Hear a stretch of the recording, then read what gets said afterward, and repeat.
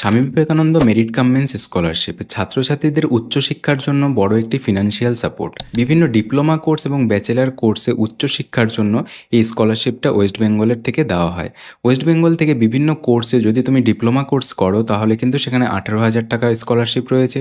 Bachelor degree কোর্সে 60,000 টাকা scholarship রয়েছে। বিশেষ করে আজকের এই ভিডিওতে আমরা আলোচনা করব অ্যালাইড হেলথ সায়েন্সের তোমরা যারা ডিপ্লোমা এবং ব্যাচেলার ডিগ্রি কোর্স করবে, তোমাদের যদি উচ্চ মাধ্যমিকে 60% নাম্বার থাকে তাহলে কিন্তু তোমরা এই স্কলারশিপের জন্য এলিজেবল এবং তোমরা ডিপ্লোমা ডিগ্রিতে পাবে 18,000 টাকা এবং তোমরা উচ্চ মাধ্যমিক পাশ করার পরে যদি ব্যাচেলার ডিগ্রি কোর্স করো তাহলে সেখানে পাবে তোমরা 60,000 টাকা প্রতি বছর, তোমাদের যদি 60% মার্কস থাকে। তোমরা জেনারেল, এসসি, এসটি, ওবিসি যে কোনো ক্যাটাগরি থেকেই থাকো না কেন, তোমাদের উচ্চ মাধ্যমিকের নাম্বারে 60% থাকলেই কিন্তু তোমরা এই স্বামী বিবেকানন্দ স্কলারশিপ পাবে। তো সেই স্কলারশিপের বিষয়ে কিন্তু তোমাদের মনের মধ্যে অনেক ধরনের প্রশ্ন রয়েছে।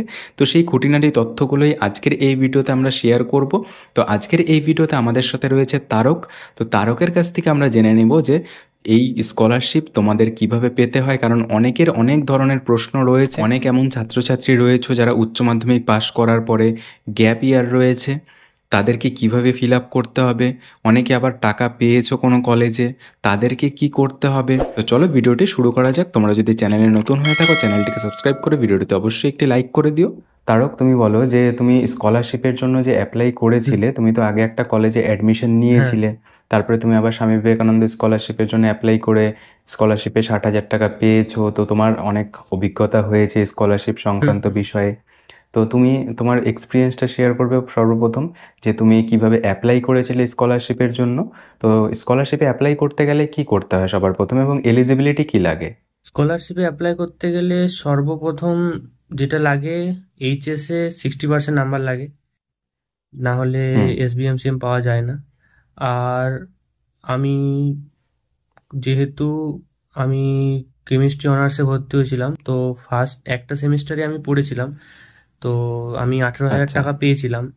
তো আমি যখন কলেজে সবার সাথে যখন আমি আমার ডকুমেন্টস আপলোড করি, সাবমিট করি আর কি স্যারকে, যে তখন আমার লেগেছিল এইচএস এর মার্কশিট, আমার যে কলেজে পড়ি সেই কলেজের, মানে আমাদের যে কলেজটা সেই কলেজেরই আর কি ফিস স্লিপ যেটা, সেটা লেগেছিল। আর এসবিএমসিএম এ যে রেজিস্ট্রেশন করতে হয় তখন যে একটা অ্যাপ্লিকেশন ফর্ম, রেজিস্ট্রেশন ফর্ম বেরোয়, তো সেটা লেগেছিল।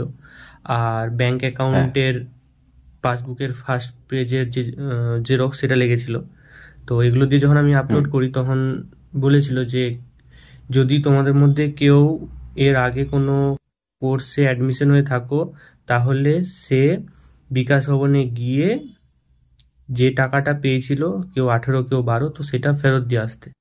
তো তখন আমি আমার সিনিয়র দাদাদের জিজ্ঞেস করেছিলাম, যে তারাও কিছু দাদা ছিল যারা ফেরত দিয়েছিল, তাদের জিজ্ঞেস করেছিলাম, তারা বলল যে বিকাশ ভবনে গিয়ে TR7 ফর্মটার নাম হচ্ছে TR7।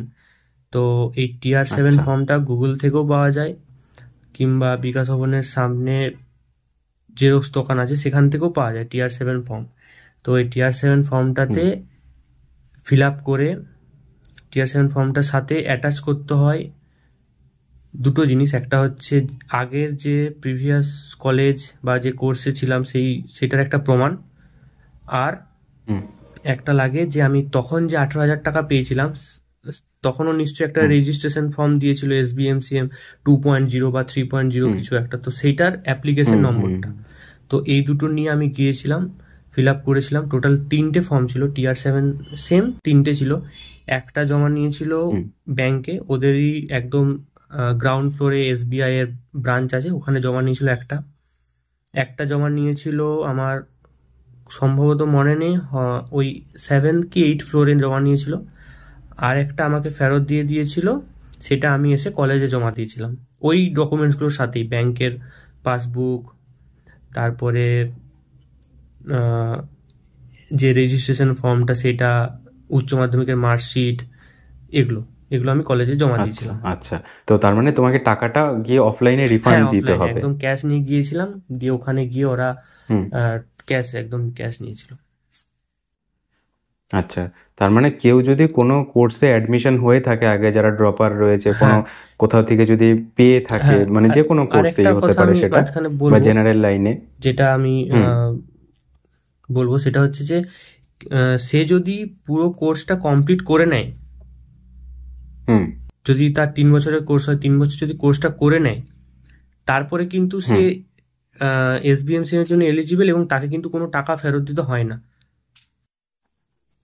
আচ্ছা, হ্যাঁ মানে ধরো যে তুমি একটা কোর্স হ্যাঁ করছো, ঠিক হুম আছে, একটা কোর্স করতে করতে কোর্সটা ফার্স্ট ইয়ার, এবার সেকেন্ড ইয়ারে তুমি ছেড়ে হ্যাঁ, দিলে, তো যদি ছেড়ে তখন দিই তোমাকে মাঝখানে, গিয়ে হ্যাঁ ফেরত দিয়ে আসতে হ্যাঁ, হবে। তখন ফেরত দিতে হবে। হুম বাট কেউ যদি কোর্সটা পুরোপুরি কমপ্লিট করে নতুন করে আবার গ্র্যাজুয়েশনে ভর্তি হয়, তাকে কিন্তু ফেরত দিতে হয় না।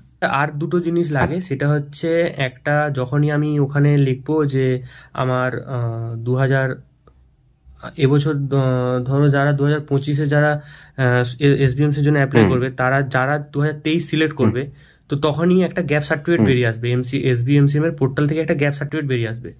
তো ওই গ্যাপ সার্টিফিকেটটা আচ্ছা নিজেকে ফর্ম ফিল আপ করে, গ্যাপ সার্টিফিকেটে 3টে হুম পয়েন্ট থাকে যে তোমার গ্যাপ কেন হয়েছে। হুম একটা থাকে কোনো কলেজে ভর্তি হয়েছিলে হুম প্রিভিয়াস, একটা হুম থাকে তুমি কোনো গভর্নমেন্ট এক্সামের জন্য প্রিপারেশন নিচ্ছিলে, আর একটা থাকে কোনো পার্সোনাল হুম রিজনের জন্য।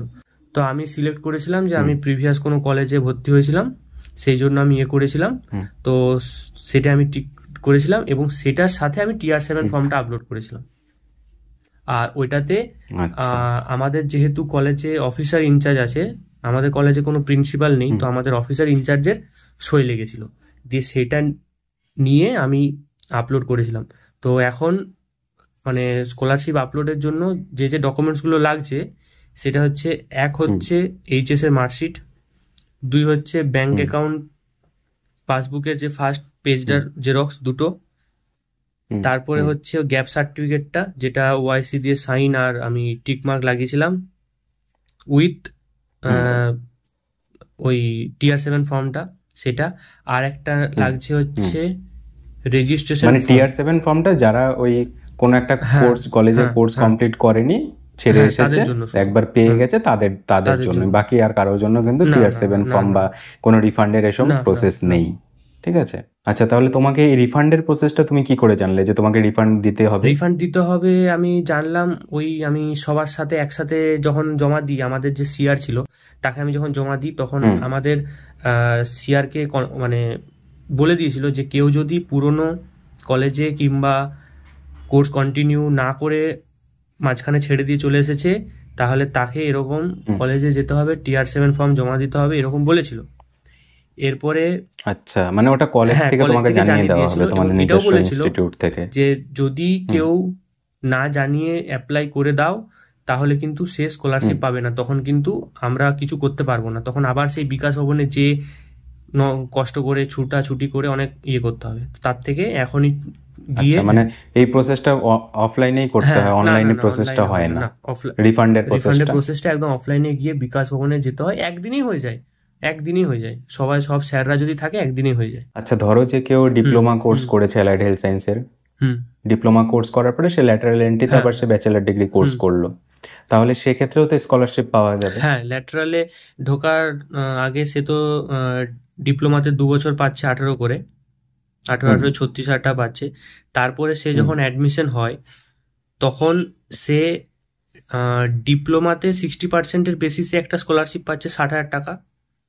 হুম আর একটা সে সেকেন্ড ইয়ারের যে মানে ওরা যে এবারে ডিপ্লোমাতে ল্যাটারালে এসেছে, এরপরে যে থার্ড ইয়ারে উঠবে, হুম তার জন্য একটা হুম এক্সাম হয়। তো হুম সেটাতে যদি 60% পায়, তাহলে আরেকবার 60,000 পায়, মানে ল্যাটারাল টোটাল 1,20,000 টাকা পায়, যদি 60% থাকে। 1,20,000 টাকা পাচ্ছে? হ্যাঁ, প্লাস আচ্ছা, মানে ডিপ্লোমাতে ওরা 60% যদি পাচ্ছে থাকে। 36। আচ্ছা, তাহলে ম্যাক্সিমাম কত ইয়ার পর্যন্ত গ্যাপ থাকলে স্কলারশিপ অ্যাপ্লাই করতে পারে স্বামী বিবেকানন্দ স্কলারশিপটা? ম্যাক্সিমাম আমাদের 2023 সালে ছিল যে ম্যাক্সিমাম 3 বছর যদি গ্যাপ থাকে, তাহলে সে অ্যাপ্লাই করতে পারবে। কিন্তু হুম এখন সেটা 3 বছর না 4 বছর, আমার ঠিক সেটা জানা নেই। ওই স্কলারশিপ SBMCM সার্চ করলেই গুগলে, ওদের পোর্টালেই, ওদের অ্যাবাউট সেকশনে লেখা থাকে যে এলিজিবল কারা থাকে, কোন ইয়ার থেকে কোন ইয়ার পর্যন্ত তাদের এই থাকলে তারা মানে ওই স্কলারশিপ পাবে। 3 থেকে 4 বছরই ম্যাক্সিমাম হ্যাঁ থাকে? হ্যাঁ হ্যাঁ, ওরকমই থাকে, 3 থেকে 4। আচ্ছা আচ্ছা, তো যাই হোক অনেক কিছু জানতে পারলাম তারক হ্যাঁ। তোমার কাছ থেকে স্কলারশিপ সংক্রান্ত বিষয়ে। হ্যাঁ। তো তোমাদের যদি আর কোনো প্রশ্ন থাকে তাহলে অবশ্যই কমেন্টে জানাতে পারো, সেটার প্রশ্নের উত্তর হয় হ্যাঁ। আমি দিয়ে দেবো বা তারক তোমাদেরকে সেই প্রবলেমটা সলভ করে দেওয়ার হ্যাঁ। চেষ্টা করবে। তো ধন্যবাদ তারক হ্যাঁ। তোমাকে, হ্যাঁ দাদা, দেখা থ্যাংক হচ্ছে ইউ। একটা নতুন ভিডিওতে।